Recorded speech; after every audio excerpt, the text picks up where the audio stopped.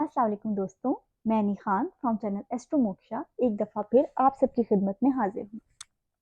दोस्तों, पिछली वीडियो में हम लोगों ने फेवरेट पर्सन के बारे में बात की और आज हम इसी टॉपिक को कंटिन्यू करेंगे। दोस्तों, मैंने आपको बताया कि फेवरेट पर्सन कौन बनाता है, किन हालात में बनाता है और उसके क्या नुकसानात होते हैं। आज मैं मज़ीद वज़ाहत करना चाहूँगी कि वो क्या माइंडसेट होता है कि कोई इंसान सब लोगों को इग्नोर करके उनको इनविजिबल बना के किसी एक पे पूरी तवज्जो रखता है। बज़ाहिर ये कॉन्सेप्ट बहुत हार्मलेस फील होता है, लेकिन अगर ये कॉन्सेप्ट बहुत पुख्ता हो जाए तो इसके बहुत नेगेटिव कॉन्सिक्वेंसेस देखने को मिल सकते हैं, जिनमें one sided love, obsession, stalking, codependency शामिल हैं। और अगर ये टेंडेंसीज पेरेंट्स में हों तो फिर बच्चों को अब्यूज़ और निगलेक्ट का सामना करना पड़ सकता है, जो कि एक जिस जो इस तरह का नुकसान है जो आने वाली नस्लों तक जाता है। तो दोस्तों, क्या माइंडसेट होता है कि कोई इंसान फेवरेट पर्सन बनाता है?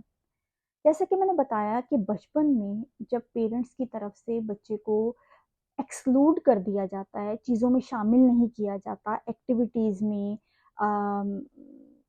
उसको शामिल नहीं रखा जाता, उस पर ट्रस्ट नहीं किया जाता, उससे कोई बात शेयर नहीं की जाती, तो बच्चा रिजेक्टेड फील करता है, बच्चा इनविजिबल फील करता है, नॉन एग्जिस्टेंट फील करता है, क्योंकि हम अपनी एग्जिस्टेंस जो है वो अपने पेरेंट्स की आंखों में देखते हैं, उनके बिहेवियर में देखते हैं।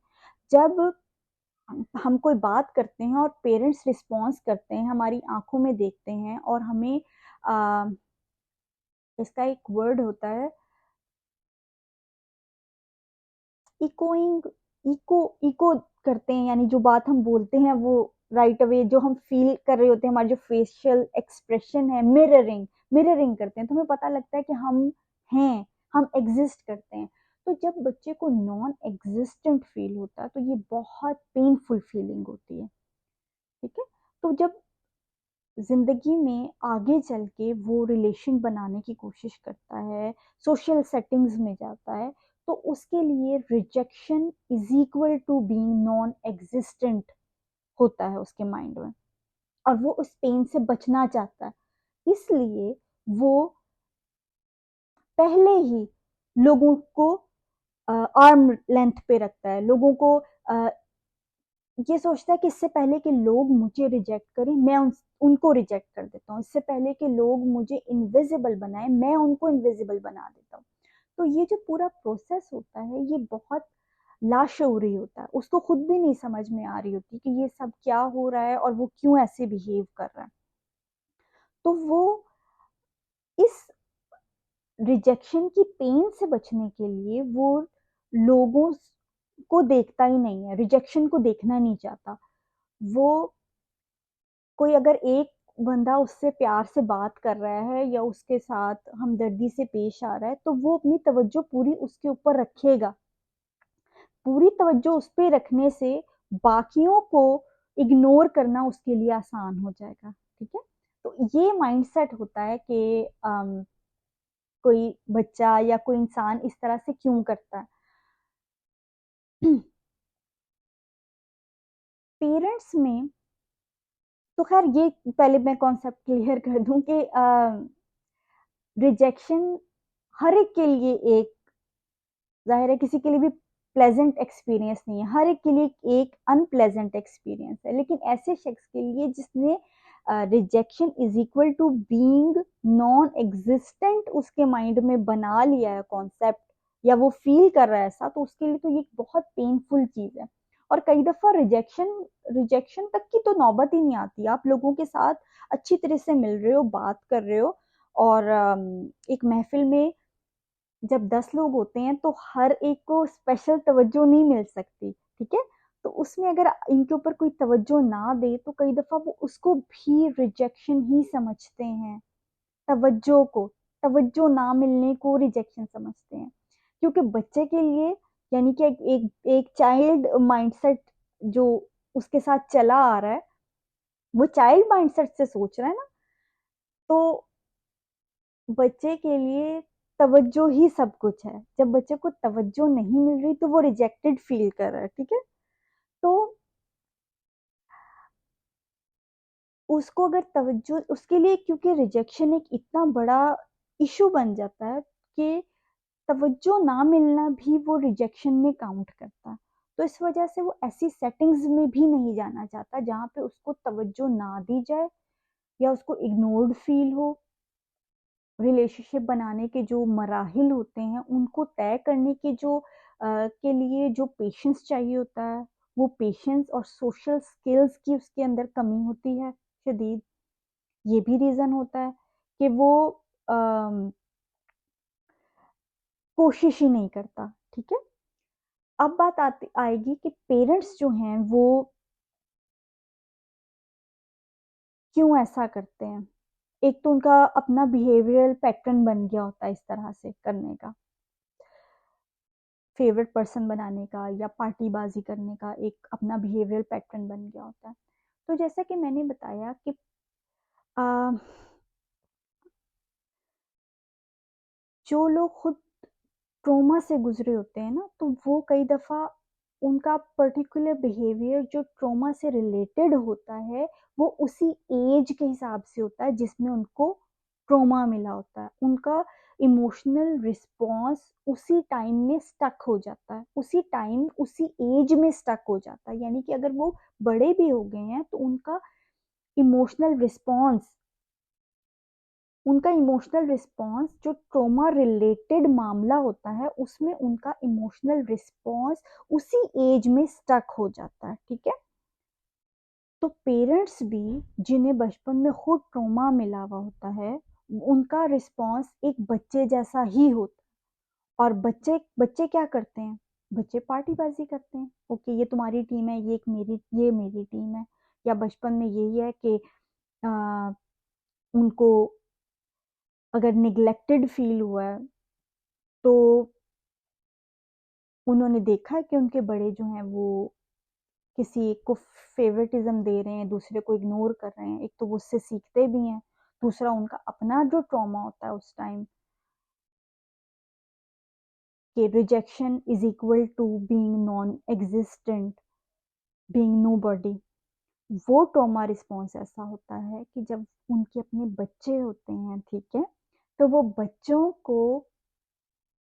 बच्चों की नेचर अल्लाह ने ऐसी बनाई है कि बच्चे तवज्जो चाहते हैं। बच्चे इसलिए नहीं पैदा हुए हुए कि हमारे ट्रॉमा को हील करें या हमें अ, तवज्जो दे दे के हमारी पर्सनैलिटी, हमारे ईगो को बूस्ट करें। बच्चे को अल्लाह ताला ने ऐसा नहीं बनाया, बच्चे खुद तवज्जो चाहते हैं। तो ऐसे पेरेंट्स जो खुद अपने जो इमोशनली खुद बचपन में स्टक हैं, उनका अपना रिस्पॉन्स चाइल्डहुड रिस्पॉन्स में स्टक है, इमोशनली स्टंटेड ग्रोथ है या इमोशनली मिच्योर एनफ नहीं है, वो बच्चे के साथ ऐसा सलूक करेंगे जैसा एक बच्चा दूसरे बच्चे के साथ करता है। वो ऐसा सलूक नहीं करेंगे कि जो बड़ा बच्चे के साथ करेगा या पेरेंट को बच्चे के साथ करना चाहिए। जो मैंने इस टॉपिक पे बात पहले भी की थी कि कहते हैं कि अनकंडीशनल लव पेरेंट्स का लव अनकंडीशनल लव होता है, ठीक है? होना तो ऐसा ही चाहिए, ऐसा ही होना चाहिए। लेकिन जो पेरेंट्स खुद किसी मेंटल इलनेस में हैं या इमोशनली मैच्योर नहीं है, वो इस काबिल नहीं है कि वो किसी को भी अनकंडीशनल लव दे सकें, ठीक है? अनकंडीशनल लव देने के लिए इमोशनल मैच्योरिटी चाहिए। इमोशनली पेरेंट के मकाम पे इंसान हो, इतना मैच्योर हो जितना कि पेरेंट को होना चाहिए, तो वो अनकंडीशनल लव दे सकता है, वरना नहीं दे सकता। अगर कोई नार्सिसिस्ट है तो वो तो अपने ईगो का बूस्ट चाहेगा ना, तो वो बच्चों से एक्सपेक्ट करेगा कि बच्चा उस सब कुछ छोड़ के उसको तवज्जो दे। बच्चे की नेचर अल्लाह ने ऐसी नहीं बनाई, ठीक है? अब या तो बच्चा अपनी पर्सनैलिटी को अबेंडन कर दे, जो एक नेचर अल्लाह ने बच्चे की बनाई है, अपने लाइक्स डिसलाइक्स हर चीज़ को अबेंडन करके माँ या बाप जो भी नार्सिसिस्ट है, जो भी इमोशनली इमेच्योर है, उसके ईगो बूस्ट करने के लिए उसके साथ-साथ लगा रहे, उसके रंग में रंग जाए। तो बच्चा यानी कि अपने आप को अबैंडन कर दे, ठीक है? तो ठीक है।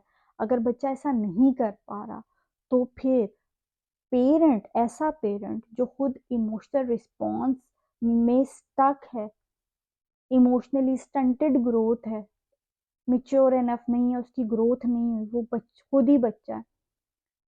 और एक नेचुरल जो बच्चों की इनोसेंस है वो नहीं है उसके अंदर, वो ऐसा बच्चा है जो खुद नेगेटिवली इन्फ्लुएंस्ड है या ट्रोमाटाइज बच्चा है, ठीक है?